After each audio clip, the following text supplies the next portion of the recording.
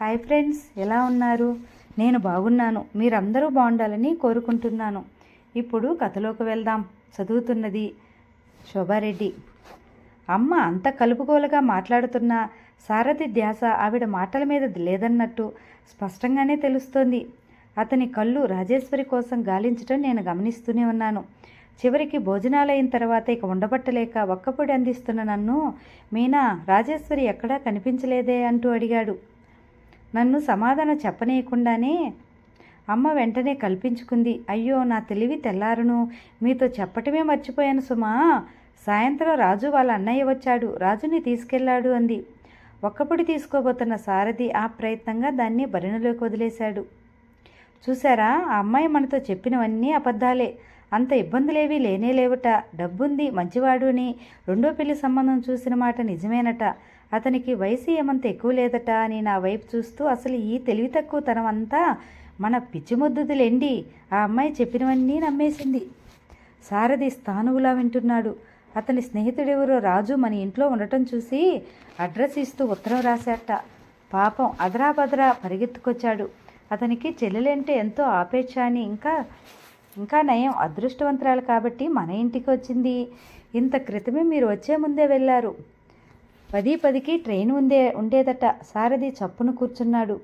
కానీ అమ్మ తెలివి తక్కువదా. అతను 2-3 సార్లు వస్తాను అని లేవబోతుంటే ఏవేవో చెబుతూ కబుర్లతో కట్టిపడేసింది. 10:30 దాటిన తర్వాత కానీ కదలనివ్వలేదు. సారథి గబగబా పరుగులాంటి నడకతో మెట్లు దిగటం, కారు దగ్గరికి పరిగెత్తి కారులో కూర్చోవటం, వెంటనే కారు స్టార్ట్ చేయటం అమ్మ నేను గమనిస్తూనే ఉన్నాం. పాపం పూరు సారథి. అతని ఆతృతకు నవ్వు వచ్చింది, జాలి కూడా వేసింది. అతను వెళ్ళేసరికి ఎలాగో ఆ ట్రైన్ వెళ్ళిపోయే ఉంటుంది. ఆ పైన అతను పడే యాతన నేను ఊహించలేనిది కాదు. అమ్మ మేము లోపలికి రాగానే రాజును పిలిచింది. ఆవిడకు ముఖంలో అంత క్రితం సారథితో మాట్లాడేటప్పుడు ఉన్న సహృదయత, చిరునవ్వు తీసిపారేసినట్టు పోయినాయి. తీక్షణంగా చూస్తూ అంది, ఇదిగో నిన్ను రేపు ఉదయం మలక్పేటలో నాకు తెలిసిన వాళ్ళ ఇంటికి పంపిస్తున్నాను. అక్కడి నుంచి మీనా పెళ్ళి అయ్యే వరకు నువ్వు ఎక్కడికి కదలకూడదు. ఆ తర్వాత ఏ గంగలోనైనా దూకు, నీ ఇష్టం. ఈ లోపల సారథిని కలుసుకోవాలని కానీ, ఉత్తరం రాయాలని కానీ, కబురు అందజేయాలని కానీ చూసావా? జాగ్రత్త. వినిపించిందా అంది. అందని పెదవిని పంటితో నొక్కిపట్టి ముఖం దించుకుని నిలబడిన రాజు కన్నీళ్లను బలవంతంగా దిగమింగుకుంటూ అలాగే అన్నట్టు తల ఊపింది. అమ్మలాంటి వాళ్ళు తమ మార్గానికి అడ్డు వచ్చిన వాళ్ళని ఎంత నిర్దయగా తీసిపారేస్తారో గ్రహించాను నేను. అమ్మ తయారమ్మ వైపు తిరిగింది. ఇదిగో, ఈ విషయం ఈ 4 గోడల మధ్యనే శిథిలమవ్వాలి. ఎక్కడైనా పొక్కిందా? అది నీ వల్లే అనుకుంటాను. చచ్చా, నేను అలాంటి మనిషినా? మీకు తెలియదా? సరే వెళ్ళు. ఈ రాత్రికి ఈ అమ్మాయిని నీ దగ్గరే పడుకోబెట్టుకో. 1 కప్పు వేడి నీళ్లు తీసుకురా, తలనొప్పి పగిలిపోతుంది. ఈరోజు స్లీపింగ్ ట్యాబ్లెట్స్ వేసుకుంటే గానీ నిద్ర పట్టేట్టు లేదు అంటూ అమ్మ లేచి తన గదిలోకి వెళ్ళిపోయింది. వెనక నుంచి ఆవిడని చూస్తుంటే యుద్ధ వ్యూహాలు పన్ని అలిసిపోయిన సైనికాధికారిలా అనిపించింది నాకు. అమ్మ అన్నంత పని చేస్తుంది. ఆవిడ మాటకు తిరుగులేదు. సారథితో ఒంటరిగా మాట్లాడే అవకాశమే దొరకలేదు నాకు. ఈ ఆపత్ సమయంలో నాన్నగారు ఒక్కరే శరణ్యం నాకు. ఇక ఆలస్యం చేయకూడదు. ఏ మాత్రం చేసినా పరిస్థితులు విషమిస్తాయి. నాన్న గదిలోకి వెళ్ళాను. ఆయన అంత క్రితం నా వైపు చూసిన చూపు గుర్తుకొచ్చింది. భయం వేసింది. అయినా ధైర్యం తెచ్చుకున్నాను. ఆయన పడకుర్చీలో పడుకుని మోచేయి కళ్ళ కింద ఆనించుకున్నారు. బట్టలైనా మార్చుకోలేదు. ఆ పడుకోవటంలో ఆవేదన, అలసట కనిపిస్తున్నాయి. నాన్నగారు, మెల్లగా నాకు సాధ్యమైనంత మృదువుగా పిలిచాను. ఆయన ఉలిక్కి పడ్డట్టుగా చివ్వును లేచి కూర్చున్నారు. ఆయన ముఖం చూడగానే గతుక్కుమన్నాను. నా నోట్లో మాటలు 1000 మైళ్ళు వెనక్కి తిరిగి చూడకుండా పారిపోయినాయి. ఏమిటి? ఏం కావాలి? ఇంకేమైనా మిగిలిందా అన్నాడు. కర్కశంగా ఉన్న ఆ ధోరణి నాకు చాలా చిన్నతనం వేసింది. అమ్మ తిట్టడం, కొట్టడం నాకు అలవాటే, కానీ నాన్నగారు ఎప్పుడూ అలవాట్లేదు. ఆయన కాస్త సీరియస్గా చూస్తేనే నాకు ఈ ప్రపంచం యావత్తూ తలక్రిందులవుతుంది. ఆయన లేచి నా దగ్గరగా వచ్చారు. ఈరోజు సమయానికి సారథి లేకపోతే ఎంత అనర్థం జరిగేదో తెలుసునన్నట్టు తల ఊపాను. నేను నిన్ను ఎంత హెచ్చరించాను, జాగ్రత్త పడవేమమ్మా అని. నా మాట నువ్వు విన్నావా?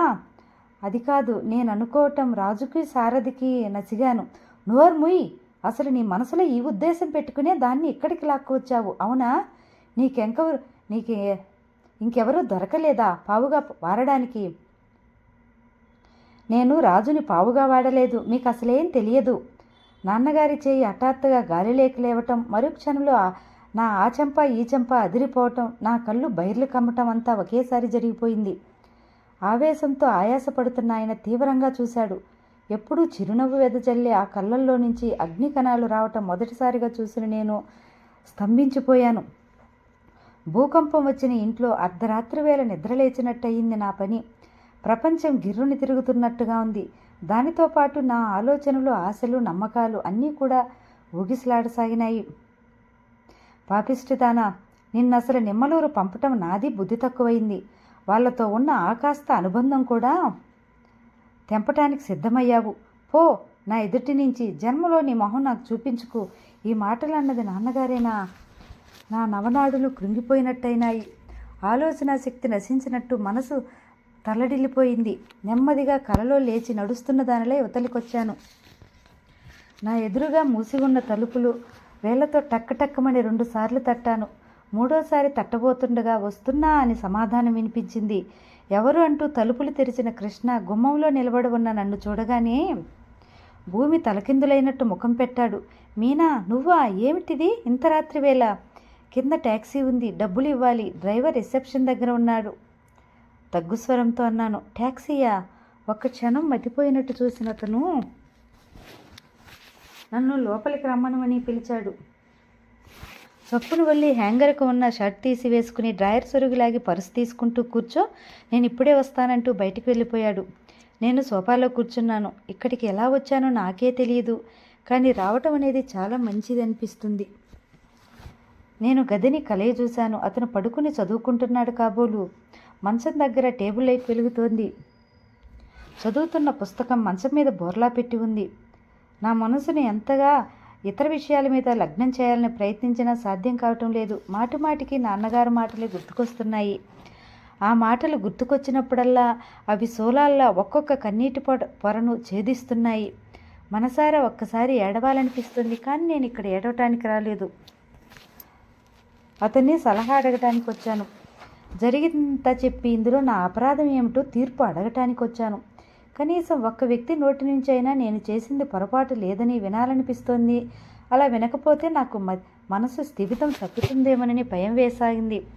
అసలు ఇలా ఎందుకైంది? అమ్మ చెప్పినట్టు విని బొమ్మలా ఉండక ఇలా ఎందుకు చేశాను? నేను చేసినందువల్ల అందరికీ ఆగ్రహం రావటం మినహా జరిగిందేమిటి? మోకాళ్ళ మీద చేతులానించి అరచేతుల్లోకి ముఖం దాచుకుని కూర్చున్నాను. ఎంత ప్రయత్నించినా కనకళ్ళల్లో నుంచి నిండుతున్న నీళ్లను నిగ్రహించుకోవటం సాధ్యం కావట్లేదు. కృష్ణ తిరిగి వచ్చినట్టుగా అడుగుల సవడి, తలుపు మూసిన శబ్దం వినిపించింది. చీచి, నేను ఎడవకూడదు. నేను పిరికిదాన్ని కాదు. అతని తీర్పు కోసం వచ్చానే తప్ప సానుభూతి కోసం రాలేదు. మీనా, ఏమైంది? నా దగ్గరగా వచ్చి అడిగిన అతని గొంతులో అదుర్దా ప్రతిధ్వనిస్తోంది. నేను మాట్లాడలేకపోయాను. చెప్పు మీనా, ఇంట్లో ఏదైనా గొడవ జరిగిందా? అవునన్నట్టు తల ఊపాను. ఏమైంది? ఏ విషయం మీద? నేను సమాధానం చెప్పలేదు. క్షణం ఆగి అడగలేక అడిగాడు. నా దగ్గరికి రావటం సారథికి తెలిసిందా? నా మూలంగా ఏదైనా స్పర్ధ వచ్చిందా? లేదన్నట్టు తలూపాను. రాజు ఎవరో మీ అమ్మకి తెలిసిందా? అది కాదన్నట్టు సూచించాను. మరి ఇంకేం జరిగింది? మామయ్య ఇంట్లో ఉన్నారా? ఉన్నారన్నట్లు తలతిప్పాను. 2 నిమిషాలు గడిచాయి. దుఃఖం నిగ్రహించుకోవటానికి విశ్వ ప్రయత్నం చేస్తున్నాను. ఉన్నట్టుండి కృష్ణ చెయ్యి నా నుదుటి మీద పడింది. నా తల చేత్తో వెనక్కి నొక్కుతూ, ఏది తలెత్తు, ఒక్కసారి ఇలా చూడు అన్నాడు. ఇక ఏడుపు నిగ్రహించుకోవటం నా వశం కాలేదు. 2 నిమిషాలు చూసిన తర్వాత తన హఠాత్తుగా నా పక్కన కూర్చున్నాడు. అరెరే, ఏమిటది? పోన్లే, అంత చెప్పలేని విషయం అయితే అడగనే అడగను. కాసేపు నువ్వు ఏడవకు. నిన్నే, నీకే చెప్పేది. చచ్చా, అల్లరిపిల్ల మీనా, నా కొంటె మరదలు మీనాయేనా ఇలా ఎడవటం? అనురాగపూరితంగా ఆత్మీయంగా ఉన్న ఆ మాటలతో నా ఏడుపు కట్టలు తెంచుకున్నట్టు మరింత ఉధృతమైంది. మీనా, ఏమిటిది చిన్నపిల్లలా? చాలా తగ్గు స్వరంతో అంటున్న అతని మాటలు ఆ దుఃఖంలో ఆలంబనంగా అనిపించడంతో ఆ ప్రయత్నంగా నేను అతనికి మరింత దగ్గరగా జరిగాను.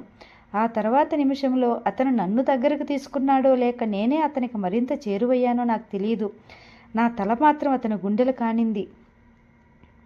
కృష్ణ నా తల మీద చేయి వేసి నిమురుతూ అన్నాడు, నీకు నిజంగా ఏడవాలని అనిపిస్తుంటే మనసారా కరువుతీరా ఏడ్చెయ్యి.